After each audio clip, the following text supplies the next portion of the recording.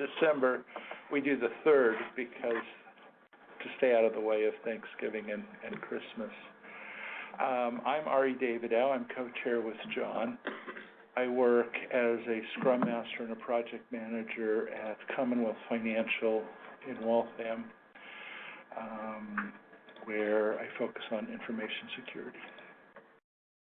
Hi, I'm Carolyn Dragon, and I work with Arc Blue Consulting, and I also have my own business. I live at the Fish Ranch Think Tank. It's down on Oldham Pond, not Golden Pond, Oldham Pond. I live on the South Shore. So down at the Fish Ranch Think Tank, I have one room that's all whiteboard. I do a lot of idea generation, product development, but a lot of times I'm helping individuals or organizations figure out where they want to go. And mostly I find out we just need to pause for a moment, pull our information together about what's important to us, and then move on. So I do that at Fish Ranch Think Tank when I'm not traveling with our consultants doing negotiation training, leadership training, communication training. So really happy to be here today. My name is Gail Edson. My first time back at this one for many years. Currently, I'm looking for a new position. I'd like something in a hybrid role, like a business analysis and maybe some light PM work. So if anybody has any leads, I appreciate it.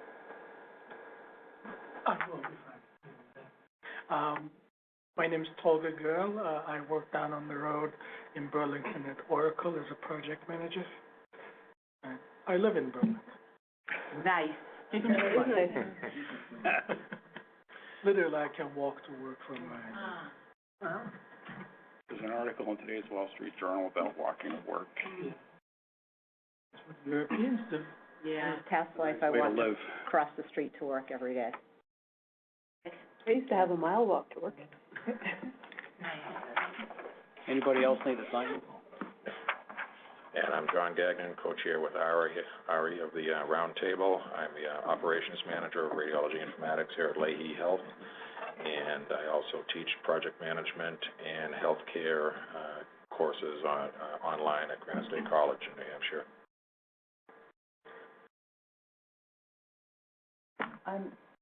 I'm Jane Current. I am presently working on a small project at Par Excel, transferring a variety of assets from one environment to another. I'm interested, though, in a new opportunity. This one ends soon, and I would be looking either in the sort of life science arena and or in higher education. And my own background is in education, so I'm interested in the content of a project involving some sort of educational goal. Good morning, I'm Maureen White, and I am returning to work after being home with my son for 11 years, and last Tuesday I passed the CAPM exam, so very exciting, and in the midst of having my car break down and trying to, focus on both of those things at the same time, so job hunting, I'm looking to get started and get some experience. I'm Rita Kramer. I'm a senior project manager at Fresenius. We do dialysis care and related things in Lexington. I'm Guy Paquette. I'm a consultant with Fenway Consulting Group. I recently finished a 20-month gig at Mevian Medical Systems out in Littleton, and in that 20-month span, I had 1 week off. I'm currently enjoying my downtime. Tonight is my first class. I'm a part-time instructor at Northeastern University. I teach Finance 101 and 102 to undergrads. That's it. All right. Well, next month our chapter meeting is Recovering Troubled Projects. Evan is presenting.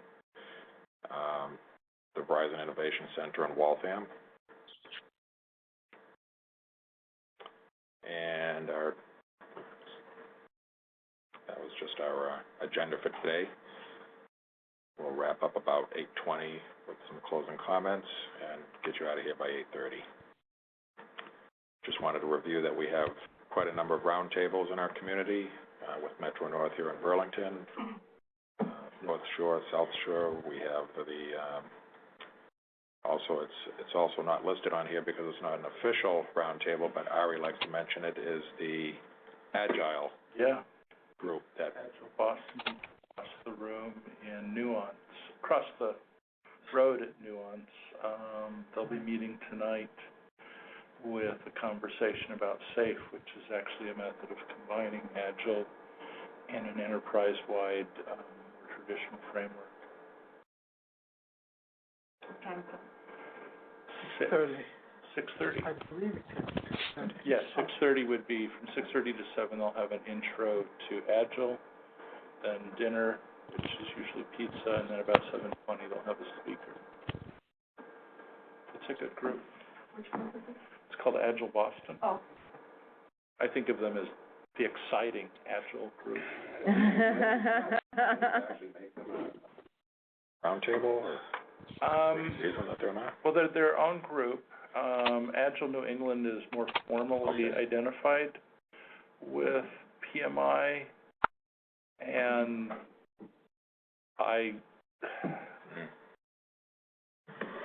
not going to go there. Okay. No PDU? No PDU as of yet from Agile Boston. Agile New England, you actually get a PDU and a quarter. The downside is that Agile New England talks tend to be more staged, but the food tends to be better. It's a good review. What's their meeting schedule and where do they? Agile New England? Yeah. Agile New England would be at Constant Contact. That's just off 28, exit 28, and that would be the first Thursday of the month. So a week and a half from now. I've never heard about them before, that's why. If you Google Agile New England, you'll get the schedule. All right, I also want to mention that this is the first time that we're actually trying to record the presentation, and we also have a conference line on, and I think we have somebody on the line. Would you like to introduce yourself? Hi, can you hear me? Yes, we can. Hi, John and Ari. This is Mary Ann Martin. I'm in the process of commuting into downtown Boston.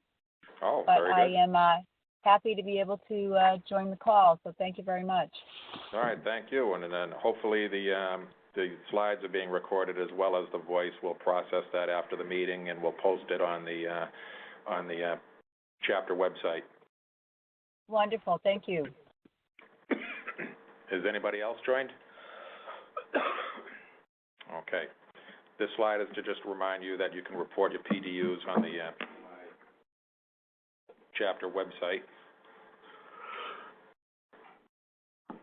And today's presentation is by Carolyn Dragon, Strategies and Skills for Successful Negotiations.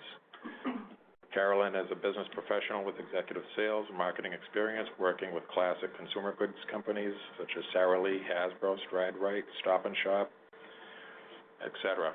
I'll leave the rest of you to read. That's the boring part. So let's go into just right arrow is to forward. Awesome, thank you. All right, so I'll just give you, again, just a little bit of brief information about my company that lets me come here and show you slides. I work with Arc Blue Consulting, and we're located, I'm in the North American division, so my headquarters, so to say, is in the UK, but our office is in Toronto. I also do an office in North America out of my home, like I mentioned, on Oldham Pond. So we have the capability of delivering our training programs in 10 different languages across the world, basically.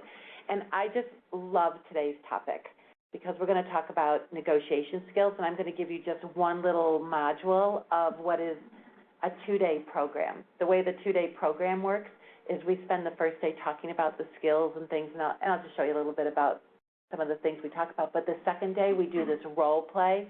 We do a video role play, and depends, my partner and I, when we do it, either I'm giving them feedback or I'm the role play person, but we set them up with a case study, and so you come in with your team, you get videotaped 3 times coming in to successfully negotiate something, and it's always so interesting because you see yourself on video, and it's the thing that people hate the most, but love the most, because everybody learns something. We'll start out with, so what skills are you going to try? Oh, I'm going to be open to them and asking questions, and then they'll see on the videotape that they're like down their throat and haven't opened up for questions. So it's a great course to teach, given that there's a video piece with it. What I'd love to do eventually at some point with Roundtables is do enough of the introduction of the program to maybe get enough people together that want to do a day of the course and a half a day maybe of, good morning. Good morning. Hi. Maybe do a half a day of the role play or something like that. I have another colleague that lives in Westwood, and she and I would be willing to do it like locally to do something like that. So we'll see where it goes. So why negotiate? Any ideas why you want to negotiate? You can't not negotiate. Yeah. Good answer. Is it, Rita? Everything is a negotiation, isn't it? Yeah, find out what you both really need and want, and Exactly. work together to achieve those goals. Exactly. I mean, in your job, there's negotiation. In your personal life, there's negotiation. I like to say that every relationship is a negotiation at some point. So some of the thoughts in terms of why we would want to reach agreement for some of the things we're working on is to improve the terms with our suppliers, the constant striving to reduce your costs, secure supply, improve quality. I worked for quite a while with Ahold that owns Stop and Shop and Giant Foods, and one of the things I just basically did was looked at commodity pricing on product and look at where we were on our costs and just constantly come up with a model that would help us improve our costs as we're watching how it goes. But that's one piece of it. I can know what the cost is. My ability to negotiate then with the supplier has more levels to it. Also influencing stakeholders and developing relationships. Okay, toddlers are stakeholders, right? I mean, there's stakeholders depending on how you look at it in every situation. Also, improving our terms, profitability, sales, removing uncertainty and sharing risk. Even when you're buying a car, like how can we negotiate so we share some of the risk? If I'm buying a used car or if I'm taking on some piece of it, how do we share the risks? There's a number of variables that you can negotiate on. The one that I would go back. Oh, good. Appraisals and bonus plans and things like that. Oftentimes, it feels like the system sets all of these things up, and a lot of times the system does set it up. But with thinking about through the process of negotiation and what your steps are going to be and doing a little bit of research things, sometimes you can bring things to the table that the process hasn't thought of, or that you'll at least bring it up to have a discussion. You may not get anything out of it, but you've at least done some homework to bring it up in the discussion. If you always do what you've always done, you'll always get what you've always got. Little quote there, trying something new. I'm missing, I forgot that I'm missing this on my slide. This is supposed to be negotiation skills over here. It shows up, I think, when I look at it, but it doesn't show up on here for some reason. Anyways, by combining your negotiation, your selling, and your interpersonal skills, what we say that is what brings you to effective success. And then, so what exactly is negotiation? We know why it's important. Can anybody give me a couple of words that would help define negotiation? Let me just, I think one of them somebody said something about agreement. Was it give and take? Selling. You're selling your point of view. Is it a give and take? A give and take.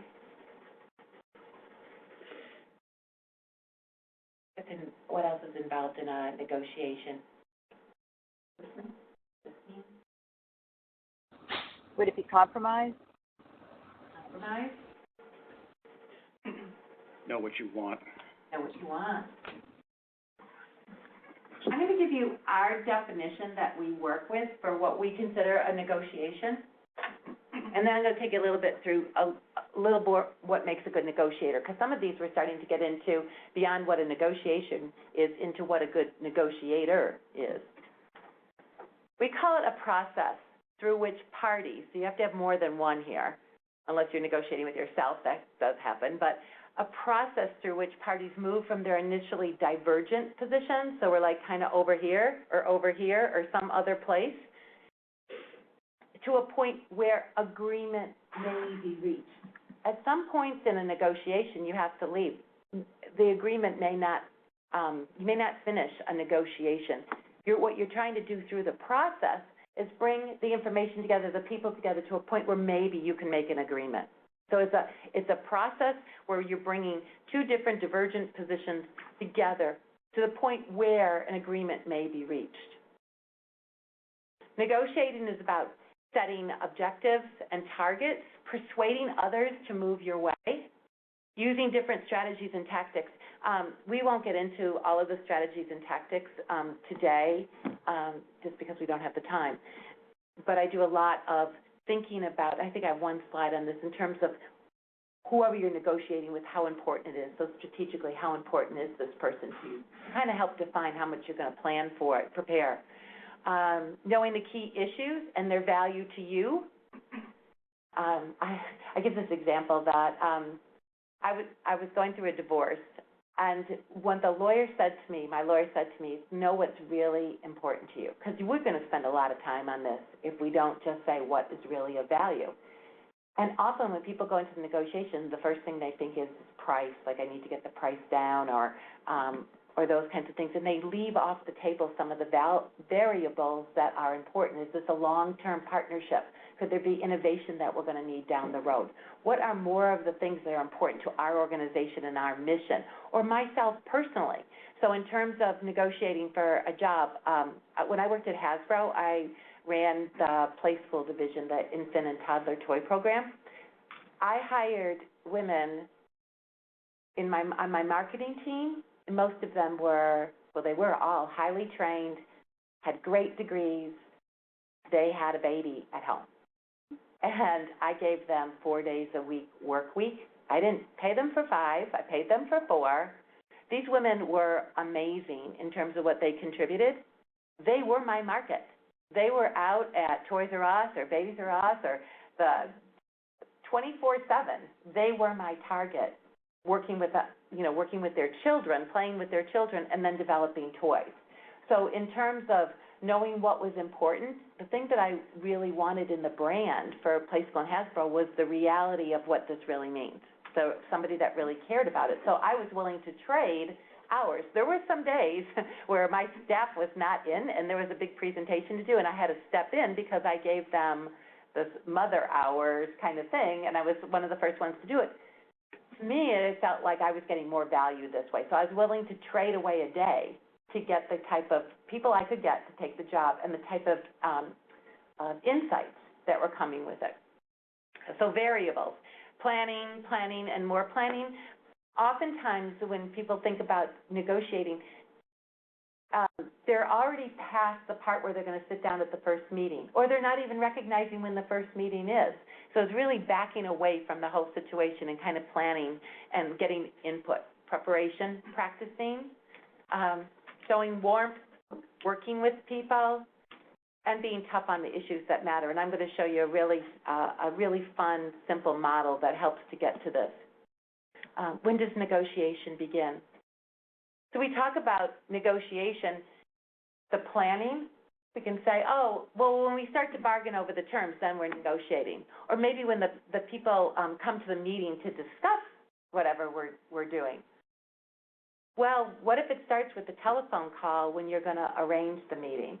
I mean, it starts back and back and back and back. When you move it back, you're setting the tone. You're doing the opening. You're setting up how the negotiation's going to go, right? So we're actually negotiating all the time in terms of how we show up. And the more that we're in a place where we're feeling okay about what we're doing and actually wanting the other person we're negotiating to feel okay about it, the more we can be having a good relationship back and forth. So the question about what makes a good negotiator. Some of the things that you were listing here, like listening. What other skills do you see that a good negotiator brings to the table? Ask a lot of questions. Ask a lot of questions. What I love is one of the things that will teach is saying nothing. A big nod their head and just say nothing. I actually have a friend right now who's in town from Dubai. He's down at a leadership conference in South Carolina, and he was telling me how it's going. He's telling me he's getting some feedback from this one person, and they're kind of difficult. And I said, well, what's the company doing on the other side? And he said, well, there's 3 coaches that are assigned to, like, review your feedback, and this guy is, like, way over here. And so I was like, so do you think these 3 coaches that are trained by the company to look at this is gonna notice that this guy's like way over here? And he's like, yeah, and I go, so what are you gonna do? Well, I wanna talk about how all my other feedback, I go, what if you say nothing? Kinda obvious, the guy's over in left field and everybody else is over here. So, not saying anything and letting him kind of step into it with where he's coming from and just listening and just holding space for other people to, so tell me more about that. Oh. So let me see if I understand. This is how you feel? Is there anything more about that? As, I'm going to say as Americans, we are very quick to start negotiating. We're very quick to start adding things into the space, showing our knowledge, laying out our logic. Oftentimes we miss the opportunity for somebody else to step into the space that we're negotiating with to give us things or to present information that we didn't know about. I see this a lot when I do the role playing. So the group is set up when I come in to do, like this case study is set up where I'm selling them coffee and they've run out of coffee, as an example. And there's no coffee and their union will shut down the plant if they don't get coffee. And so they come into the first negotiation with me and they're like, there's money on the line. They're like really like pissed. They really like want to make this happen. In the back of my mind, I'm like, as soon as I see them start asking me questions about what's going on in my business, what my objectives are, where we stand, and being open for information, in my role-playing, what I'm doing is then I start to give them things. Like I'll start to give them more information and things like that when I'm seeing they're giving me the floor to say where I'm coming from. Oftentimes in that first step of the negotiation, I see people jumping in with all their facts. You haven't delivered on time, you haven't done this, there's this. What they haven't asked is something like the best people are, why don't you just tell me what's going on here and let me know? What they want is a solution in like the first meeting or in the first 5 minutes. They want to check it off the list. And I'm going to say Americans, just because I was dealing with this group that were talking about Americans were negotiating with the Japanese, and it was happening in Japan, and the Americans came over and they rented an apartment for 3 months for this long-term negotiation. The Japanese rented the apartment for 1.5 years. It would have been nice if the Americans had found out that the Japanese had in their head that this was how long the negotiation was going to take. Or in working with my suppliers, when I worked for Ahold, I did a lot of imported olive oils and things like that, and I'm working with some Italian small producers of olive oil for like the high-end kind of olive oil. Negotiation is we're going to have a meal, we're going to sit down, we're going to talk. That's how it goes. They're not wrong. They're the one I need to negotiate with. So I need to slow it down and go, this could be a few days here. It wasn't the worst thing to be in Italy for a few days negotiating olive oil.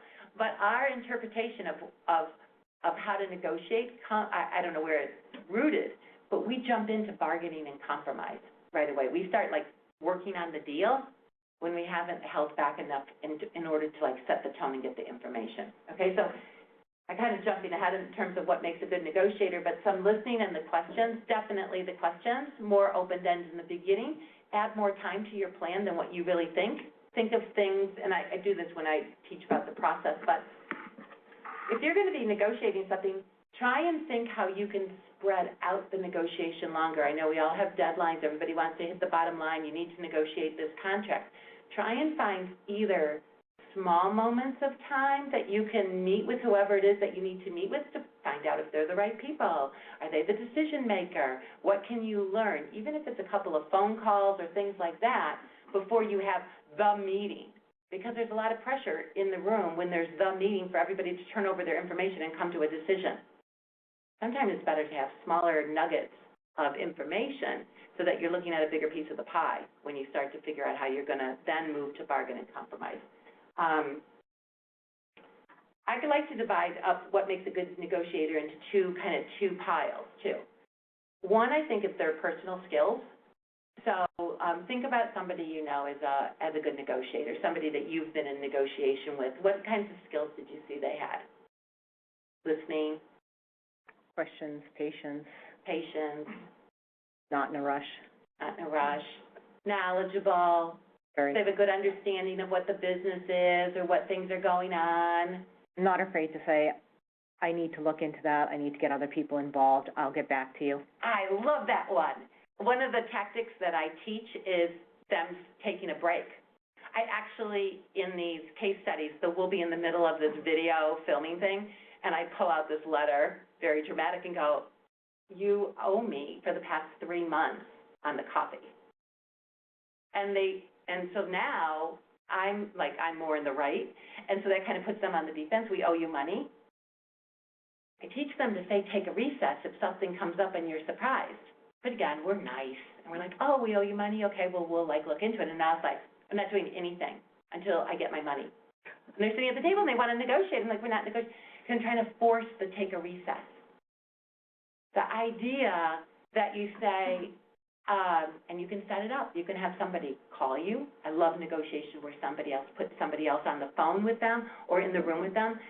I'm in this negotiation, and I'm having my colleague, John, sit on the call with me, and he's just going to take notes, because that way we can have a free-going conversation, and, I don't have to worry about the notes on this, and we'll get it all, which is a great idea, right? Because you can be focused on the questions you want. You can be focused on listening. Do you have another person? And the other person can say, oh, we're going to have to take a time out for a minute. I just saw somebody come into the room. Or they can be thinking of questions that you're missing or hearing things you're not hearing and say to you, why don't we end the call now, and we'll call you back with some more of this information, kind of like pull the meeting aside.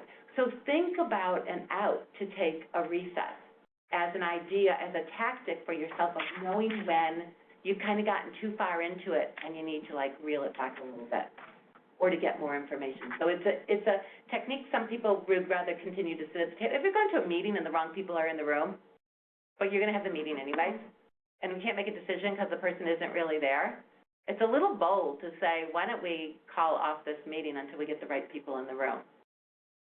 But those are the kinds of things, that's part of the negotiation. You're taking the lead and showing ownership for how many things can we discuss in this room, what can we get to today, where are we thinking, and you're getting from them information about what they think. Oh, I think we're going to be able to cut a deal in the room. Oh, is everybody in the room that is going to be here to make a decision, decision making. So there's the personal skills. I also think there's a level of niceness with people that you're negotiating with. It doesn't hurt to be nice. I know some people are like, oh, they were like a ruthless negotiator. I'll tell you, this is funny. My first big negotiation class I did with Arc Blue, I had known Simon, who runs our division, for a long time. We had known each other for a few years, and he knew my work in corporate. And I ran a marketing department, and I ran product development departments, and I've run some of the sourcing departments and things like that. So I had run departments of teams. But I had never done the training or this role-playing thing. And the first one I'm on, we're out in Oklahoma, and there's 36 people, 18 in the morning and 18 in the afternoon. They wanted to divide their supply chain management and I think it was their purchasing department into 2 halves of the day. So instead of doing one day with 18 people of role-playing, which is what we would do, put them in groups of 6, and then there would be, 3 teams of 6 going through 3 times. Instead, I had 36 people, and they're in teams of 6, and 2 per team go for each round. It's really complicated, right? So it's 18 rounds of 2 people negotiating with me, and I have to keep track of all 3 rounds of what I talked to them about, what I gave them, where we are for the deal at the end. Afterwards, Simon says, that was the most complicated program we've ever done. We'll never do that again. How difficult it was. What he told me in the beginning is we do this all the time. That's how he sent me to do it. What I heard out in the hallway, the people are going, she is so tough. Oh my God, she does this all the time. She is the toughest negotiator. Not really. I hadn't done it all the time. I was just keeping up on my task. I was being friendly to the group, but I was being tough on what I wanted to do for the business. I was staying clear to it. So really, your impression as a negotiator is how you show up. I like to show up warm and tough to my business. So there's one part is how you show up, so the personal side. The other piece of it is how do you show up for your business. Do you know your facts? Do you know the information? So it's business knowledge on the other side. You know, like in a car dealership, you all have a certain amount of information that you can get now. It's less of a surprise what the car costs and things like that. On their side, they have a couple of little pieces of information that you don't have that they might have. So there's the bringing the facts together from the business side. So what makes a good negotiator? So what we say is both it's the personal skills that you bring as well as your business skills. And this is the model that I was talking about that I just love. You can use this everywhere in your life. I'll use it with your teenagers. It's called the warm, tough model. So here's how I am personally. Warm, and I move down to cold. Have you ever been working with somebody, and on your business, you're easy on your business, or you're tough on your business? Let's talk about this axis, moving from warm to cold. Have you ever been working with a supplier or somebody on your team or your child or the person in front of you in line at the supermarket, and you're like, oh, boy, they're really nice. All of a sudden, what a pain they are. Like, they become a problem to be solved dressed like a person. What you want to try and do is keep everyone as a person. This is this warm to cold. Over here, I'll take you through the different quadrants. Over here in the I'm okay, you're okay, this is assertive. I'm okay, you're okay, that's the best place to negotiate from. When you slide down to cold and they become a thing, or you become a thing, have you ever felt like you've become a thing to somebody? You're the problem to be solved. They're okay, and you're not okay. So the warmth, person to person, has gone away, either you to them or them to you. A much harder place to negotiate from if you've lost the sense of them as a person or they've lost your sense of as a person, right? Over here, the I'm not okay and you're not okay, this is I'm easy on my business and I could care less, right, about you or what's going on. I have had to work in this situation where I really didn't care. I was working for a company and I had to negotiate something that I didn't really care. I knew I was on my way out, that this wasn't going to be long.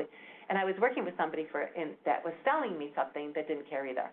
Like, they didn't care if they made their number, they didn't care about me. You could just tell how there was like, we call this like non-responsive. Like, basically, you're not even having a conversation. It's come to that point. So you can think in your negotiation, oh, where am I and where are they on this spectrum, too? And sometimes people are just not in the game. They're just not responding. The one up here, I'm not okay, you're okay. Hello, being a parent. Hello, sacrificing, whatever you want, let me get that for you. How do you want that served? Let me, help you do that, right? It's where we turn over kind of our needs, our ability to get what we need done for somebody else. So in this case, if you're working with somebody and they're in that role where they just keep giving you things, I've heard some people say, I really love it. They, I try and negotiate this or that, and they say, yes, sure, you can have that. Just this is responsive. Sure. Okay, you want a day off, take a day off. You want this, you want that. Or a supplier that keeps bringing your price down. Yeah, let's take your price down. It's kind of like, what's going on here? Are we going out of business? Are you going out of business? Is this really real? It might feel good. It's part of the negotiation. I'm winning everything. They're just rolling over for me. On the other hand, you have to think about it and say, if they're just rolling over, what am I not asking? Were we not even in the ballpark with the prices, or what's going on here that they're just rolling over for me? Am I just such a wonderful negotiator? So the point here is to think about keeping people in the position of the I'm okay and you're okay. They should be tough on their business. They should know their business and know what the needs are. Tough to the point of meeting their objectives. Otherwise, they're not a very good salesperson or project manager or marketing, whatever their role is. They need to be kind of know where they're going and what they want, and you need to know where you're going and what you want, and have that mutual respect for each other. So we went through this. So it's assertive, aggressive, disconnected, and responsive in terms of those quadrants. some of the little, symbols here, just for the slides that you can't see. So the kumbaya slide of the warm and tough, we're working together. The tough and cold one, we're really telling somebody what to do, the non-responsive or not doing it all. And the other is being a superhero for somebody, just giving them everything they want and be like kind of the martyr victim. This down here where I was mentioning, when you've moved below the line of the warm into the cold, you're making them the problem. And they know it. I'll tell you an embarrassing example. When I worked at Sara Lee a very long, long time ago, in Illinois, I was working with a designer on a packaging project, and they were late, and it was important that we get this done, and we were behind the deadline, and I got into the office, and I rang him up at home, and his wife answered the phone, and it was the morning, and it was probably around this time, and I said, I need to speak to him, and she said, he's in the shower, and I said, oh, wait. Really? But you know how it is. We're all stressed with the job, and we got to get this task done. He was just like a task. He wasn't a person, you know? So every so often we have to kind of look at our assumptions or how we're going into it and say, are we treating them as a person, or are we treating them as a task, as something, they're a problem that we're trying to solve? I'm going to use a teenager as an example. If you've ever had anything to do with teenagers, I mean, it can get really tough. And you're like, you really want them to understand that they're causing a problem. This is a problem. In my opinion, people work better from a place of feeling good about themselves and taking feedback and working out the problem than they do when they feel like they're down and they're not worthy or they're not capable. So in that place, what you really want to do is move them up into the you're okay and find out what makes them feel like they're okay. Even in business, I've had to work where I've had to lay people off. It's a really uncomfortable situation to be in. My business is tough. Tough business means we need to cut back, right? Unfortunately, that means with people, it's not their fault. They're not the problem. So what I try to do is be warm to the person. Let me try and understand where you're coming from, what the impact is going to be, what can we do? What can I do? How can I support this? Do you have any questions? How do we follow up? I still have to do the thing I don't want to do, which is be tough on my business, but it doesn't mean that I have to treat the person like they're not important or they're not okay or that something's wrong with them. So just distinguishing between those two things. Looking at it this way, if you're on this side of the axis and you're in the easy part where you're kind of being easy, I'm not saying for everybody to just like, you know, well, I'll just be nice to everybody. Everybody will, you know, and people say, oh, she's too nice, you know. No, you don't just give it away either. But you're very clear, these are my business objectives. This is how the decisions are going to be made. This is the mission of the company. And often when you're pointing out your business reasons, your personal reasons to the child in terms of what car insurance costs or why the regulations are in place or those kinds of things, and you're being like tough, it's not you're a problem. This is what we're dealing with. Now, knowing what we're dealing with, let's jump in the assertive box together and figure out how we're going to figure this problem out together. I like to think of it as going from across the table with the other person to side by side looking out at the future. If we were both to sit on this side of the table and look at the future, what do we want it to be? Do we want to be in this relationship long term?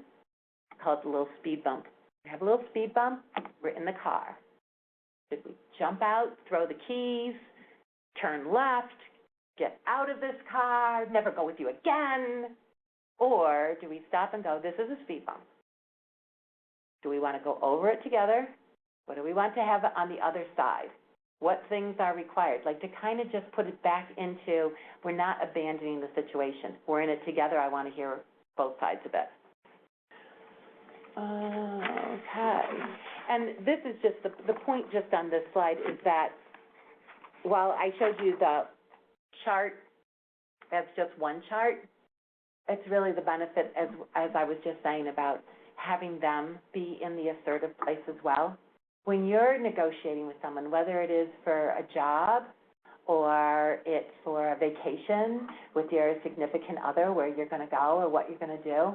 It's really important that they put out what it is that they think is important. So when you're negotiating for a job, for example, the questions about how is this important to the company? How are you being measured? How will I be measured?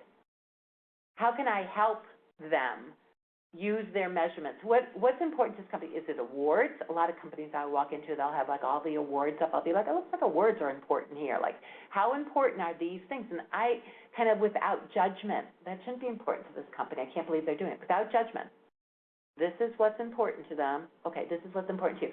Here's what's important to me, and how do we meld them together? Okay? Just some steps for assertiveness, and this is, again, I do a whole course, and we actually do some in-the-moment kind of role-playing where we have people come up and negotiate for the remote control on the television set, or some other builder has come and overstated your expenses for an addition you're putting on your house, but listen and engage. So going back to like what you were saying, what makes a good negotiator? Listening and engaging. You can't be successfully assertive if you're not listening and then engaging with the other person. I feel one of the first levers of persuasion that we teach, it always surprises, I think mostly everyone, is emotion. Because we kind of think, oh, you're not supposed to put emotion in negotiation. Or somebody thinks emotion is being emotional. No, it's not being emotional. It's telling you, I think and I feel. Things like, this is really important to my boss, letting somebody you're negotiating with know that. They feel very strongly about this. Or, I'm very dependent on this position. Whatever it is about how you're feeling, about how it's going, I'm feeling like this isn't going well, saying that out loud, a lot of us think, oh, we shouldn't say that. It actually helps. I mean, I'm not saying in every case you reveal every single thing. I mean, certainly you don't have to reveal your own personal secrets and things like that, but you have a relationship with people when you know where they're coming from and how they feel, right? If it's all just the facts, you don't get to like, what's the emotion that's driving this? This is what I need. So again, going back to know what you want, respect for the other party, clear communication, congruent body language, open about feelings. Back to the congruent body language, when I give feedback with people, and like I said, we do this videotape thing, it's really amazing. You think your face is like not showing anything, or your body language like is reinforcing. Like, I am really comfortable doing this. I really like presenting. And so I think my body language is kind of like really comfortable. I'll have people say, I'm really comfortable doing this. It's really, and they're like literally like tapping their toe, or are you less comfortable, or is that just comfortable for you? But sometimes you're looking at body language and you're reading it. It may mean nothing at all, but it may mean something for them. So you just want to know how you're showing up, how they might be interpreting it. I'll give you another example of my boss, Simon. And I only have a couple more slides. I know I'm watching the clock. So my boss, Simon, is like, he's 6'2", and he's British, but he's a Canadian citizen now, as maybe all of us are going to be now. What they talk about is in Canada, a lot of training in Canada. But anyways, when he's thinking about something, he gets this look on his face that I just call disgust. It's like he kind of looks like, it's like, what do they call it, resting bitch face? So he kind of has like resting bitch face, okay? Have you heard that term?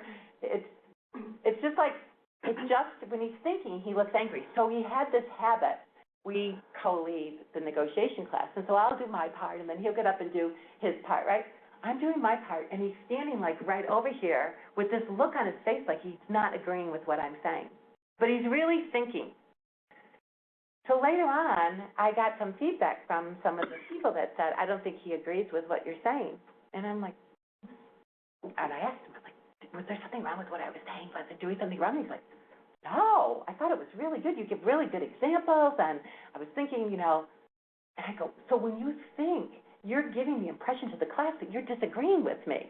And so they're thinking I'm saying something wrong. So either stand in the back of the room where they can't say them, or nod and smile, because you're not realizing the impact you're having on the group. You can do that with your colleagues. You have another colleague who's super, super, super smart, and everybody's always kind of intimidated by him. He comes in the room like, Dan's here, right? And he sits down at the table, and it's like, it's Dan, and he knows this, and he's gotten feedback on this, that he's like super, super smart. Well, he kind of likes being super, super smart, but then he'll say, people don't open up to me. And I said, so spill your coffee, you know, or like have stains on your clothes or something. Like, be a little more approachable, like you know what I mean? You know the kind where you're like, okay, right? Do something to just show that you're a little more human. And I guess there's a line here between manipulation and negotiation kind of thing, and you're going to go back and forth over it, but I'm going to take it to I'm going to do one more slide, and then I'm going to take it to the very end and say what our job is. I mean, basically, our job is to get what we need of value for our organization and for ourselves to do a good job. Are we manipulating by smiling when we're really angry about what the supplier's saying? I don't think we're manipulating. I think we're showing up with all of our skills to have a successful, to come from diverse positions, to come to a place where agreement may be made. This slide's super important, and I could talk about it for days, which I would love to. But, again, you have the slides to take with you, and I just want to point this out. Oftentimes when people have to, it's a negotiation, it's like, oh my, this is really big, this is really important. Not every negotiation is exactly the same. This is, so down here is your spending level. Your spending level is low to high, okay? And here, the risk to the organization is low to high. So let's say you don't spend a whole lot of money, and it's not that important to the organization. It's paper clips, right? Think about how you go into that negotiation as a tactical acquisition. It's about minimizing your time. It's about somebody running some spreadsheets and numbers and getting out of there. You wouldn't believe these people when I'm role playing, they're going over and over like some piece of the negotiation. And I was like, seriously, that they're missing the whole point of what's important. But they haven't figured out in the beginning how important it is, so what box are they playing in as far as a strategic negotiation. Over here, if your spending is really high, however, the risk is kind of low. You want to maximize the commercial advantage here. You know, it's like, we really need this product, we spend a lot of money on it, so I need to understand this and maximize this because it's important, but it's still not the company's going to fold. When I told you about the negotiation, that role play where I have the coffee and their plant's going to close because the union has it's set up this way that we say that the union has a line in there that if they're out of coffee, the union can shut down the plant. Shut down your whole plant. These people are talking to me about a nickel on a pound of coffee. And I'm like, well, okay, let's you need 20,000 pounds of coffee at a nickel. What does it cost you in 10 minutes if your plant's shut down? Like, let's just look at the numbers because we're playing over here, strategic critical. And when it's strategic critical, and again, I can talk about this like forever and do a whole class on just this model, you're going to use different tactics. You're going to plan in your process a little longer for it. You might bring in different people in the organization in different parts of it because it's strategic critical. Think about this too, even in your, so I'm going to go again in your personal life. I've raised children. Some of it is strategic critical. Their ability to make a good decision on their behalf. This occurred to me when my son got his driver's license. I cannot sit, when we were doing the permit thing, I cannot sit in the passenger seat and tell him when to stop and go when the light turns yellow. I want to. I want to say, hurry up or stop. I want to tell him what to do. I won't be in that seat the next time he faces that decision. So he needs to make the decision. He needs to know what goes into making that decision, all the things that think about it. So I looked at it as strategic critical, that he understands about decision making and his responsibility for decision making, and I don't make most of the decisions. I mean, try and raise them to be safe, but try and turn them into an adult that makes good decisions. That's the bottom line. Is this a good decision for you right now with what you know, and are you willing to take the implications?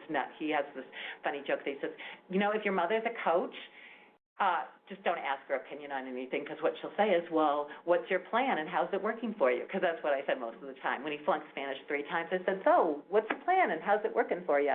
Because if it's to pass Spanish, you need a new plan.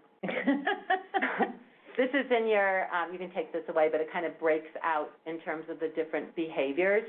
But the bottom line down here is in sort of, you may achieve your desired goal. You may not, but at least you're negotiating. Over here, if you're just being responsive, you're not going to achieve your goal. If you're being aggressive, you could achieve your desired goal by hurting others. I don't know how long of you are from Massachusetts, but I moved here almost 27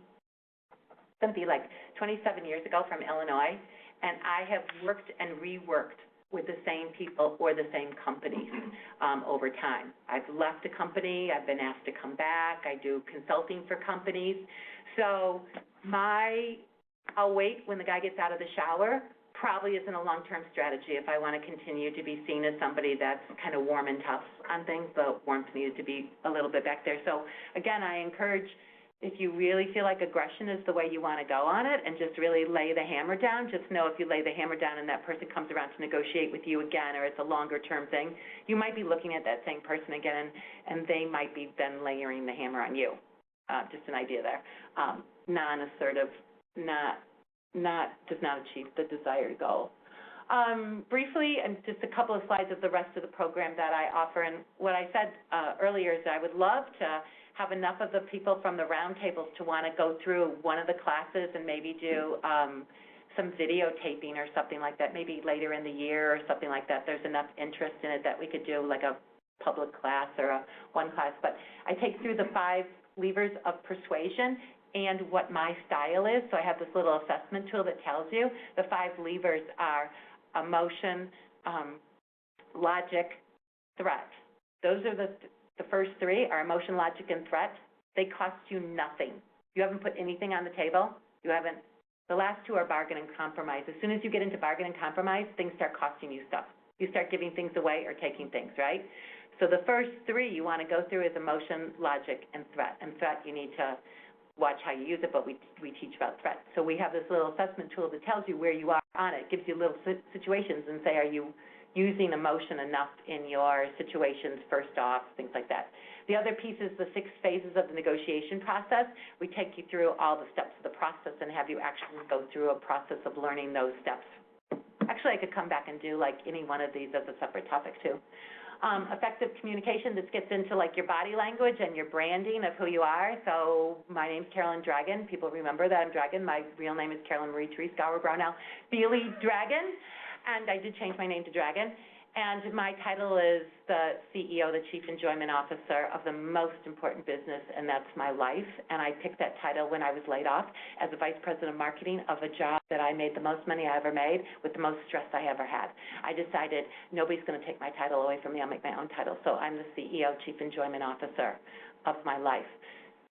I communicate my brand, and I live my brand. I talk to people about how they can effectively communicate their position and their own branding or on behalf of their company.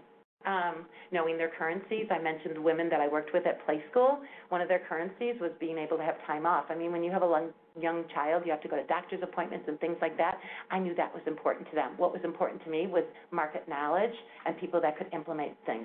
Have you ever seen a mom do 2 things at once? Brilliant, right? And a brilliant mom who has like a master's from Harvard that happens to have a baby that works for you 4 days a week.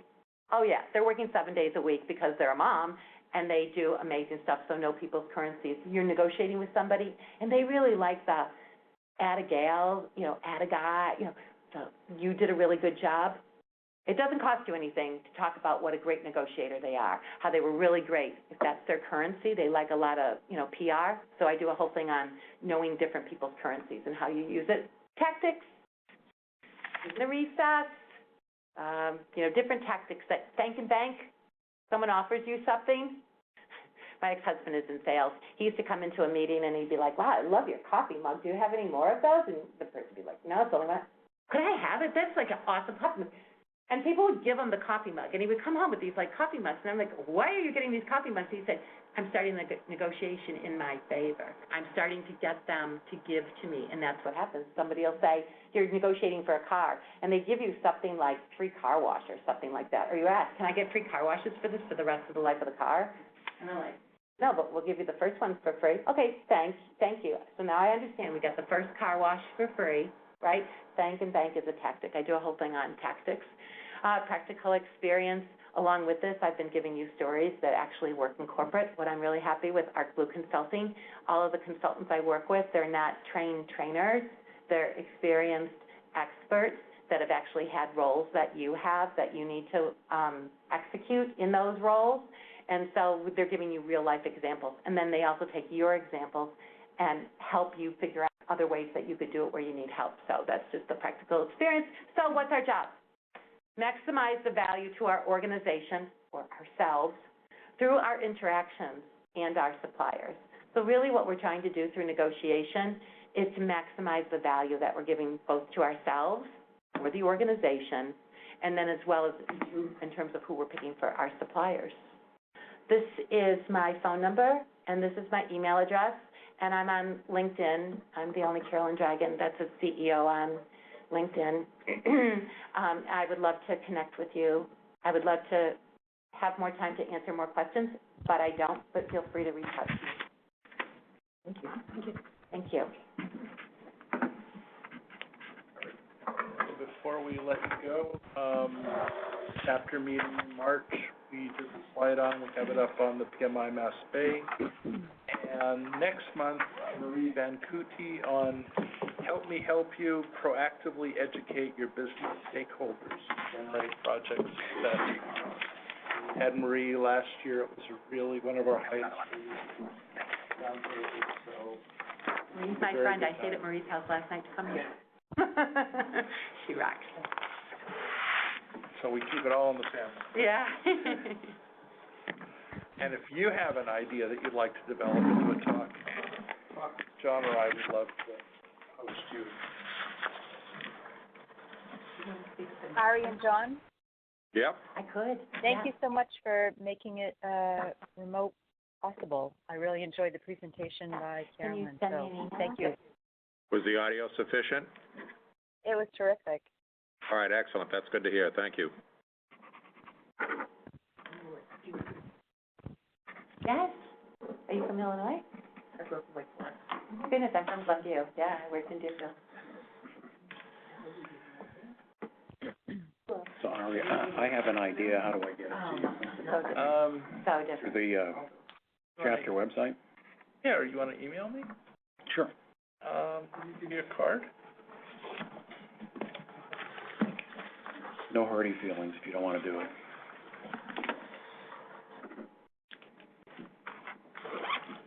Thanks. I think our favorite talks are ones that people who attend the roundtable and know each other give. So,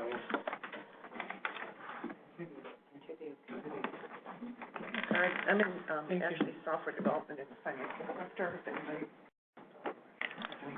Thank you very much. Carolyn, Yes. LinkedIn? thank you so much for making my commute a pleasure this morning. I hope I didn't go too fast for you trying to listen and follow along with no slide. Not at all. I really enjoyed it. Thank you so much. Thank you for being here. Chris. All right, I'm signing off, folks. All right, thanks. Have a good day. Bye-bye. Bye-bye. Yeah, great.